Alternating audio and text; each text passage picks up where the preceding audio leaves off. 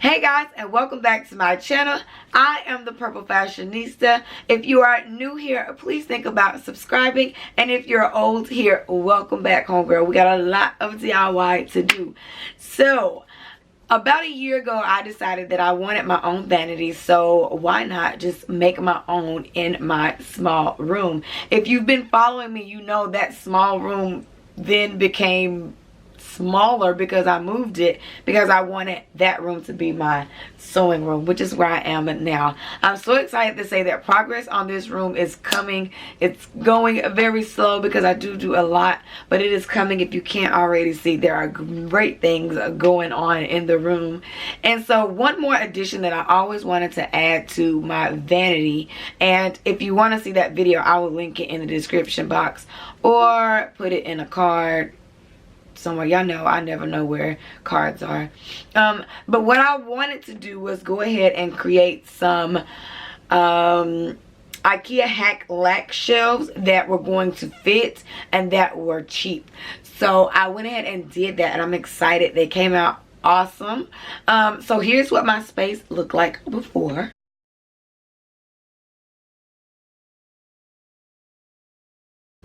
And so I'm going to go ahead and show you guys how I created my very own custom IKEA Lack Shelf. So if you want to see that, keep on watching. The goal is to take this and turn it into two different shelves for the vanity. So that's what my plan is today. Hopefully I can get it finished and then I'll be done with this vanity project. So watch me work.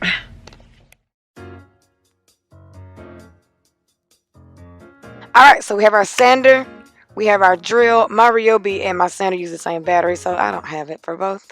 Measuring tape, our wood, screws, compound miter saw, or if you don't have that, you can always go use a hand saw.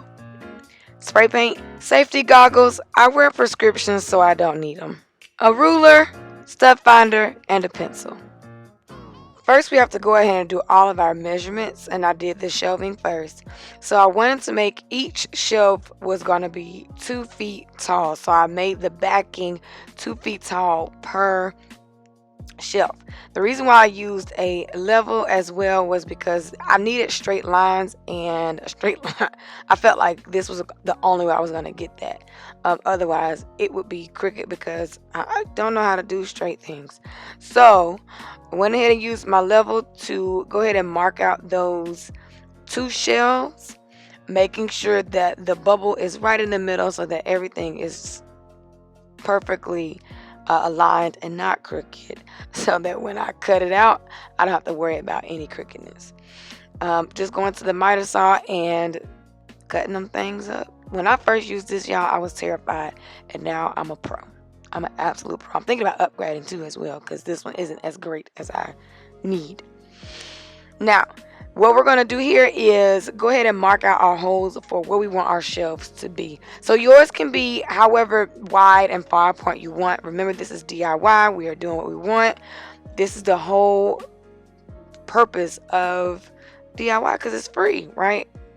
I will list my measurements, how far my shelving was, in the description, but there was a bottom shelf, there's a middle shelf, and there's a top shelf, and then the top shelf is kind of free, so there's no shelf above all of that I can then go ahead and put that on.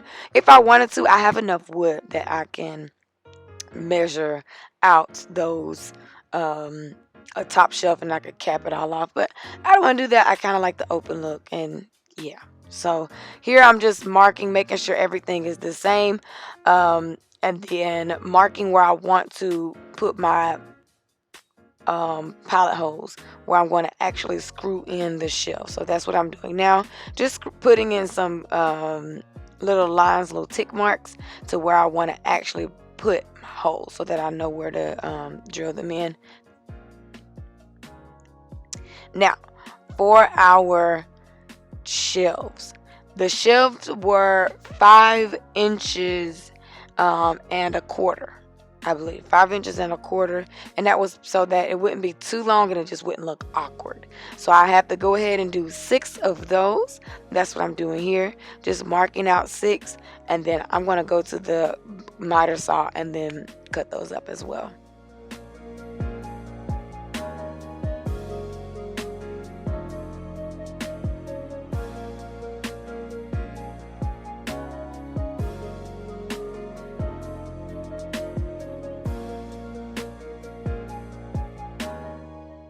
So when we're finished, we should have 8 pieces, two 2 foot long back pieces, and then 6 little square, I guess, shelf pieces. So now it is time for us to go ahead and put those pilot holes into our backing. I was being lazy, so I went ahead and did both. I doubled up. Now the only reason I did is because the screws are going to be in the back. I did not want and couldn't figure out how to make them so that the screws would be in the front. It just didn't make sense anyway. I wanted them out of the way, so they're in the back. I did this beforehand so that I know exactly where to put those screws.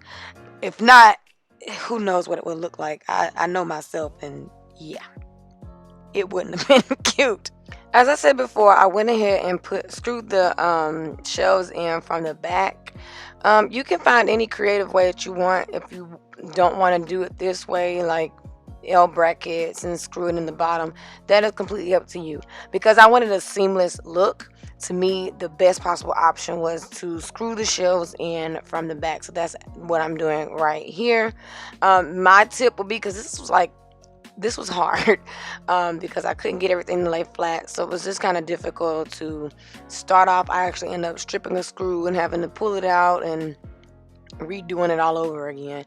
But I would definitely recommend starting with the middle, as I'm doing here, and then if you have something that'll hold up that one side while you screw in the top or the bottom, I would recommend that, because what I found was when it was laid flat, it was no problem. By the time I ended up doing the second one, it was a bit better because I knew what I was doing. But that would be my tip. Find something that can hold up that top or the bottom part while you screw in the opposite, and then you won't need it for the last shelf, like as I'm doing here. Like, it was easier this way than it was to just go through and just do the middle.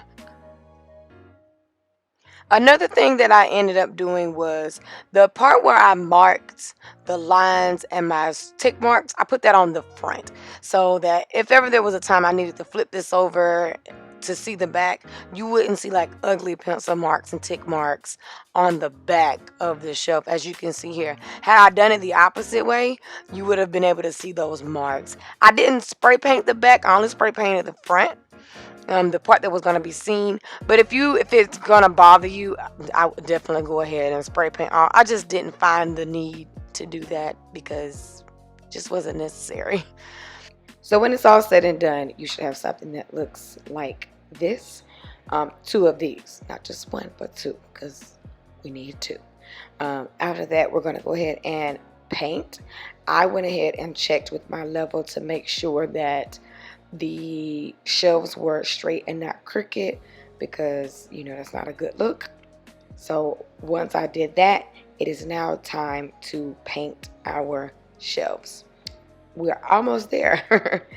I used some white spray paint. I bought white wood because I didn't think it was going to need to be that much work. But then when I turned around and I finished it, there were all these scuff marks and drill marks. It's like, yeah, this needs to be painted.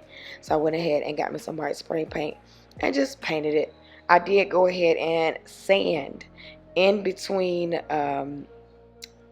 coats, just to get some of the rough edges and make it all smooth. And then I sprayed it again, and then that was kind of it.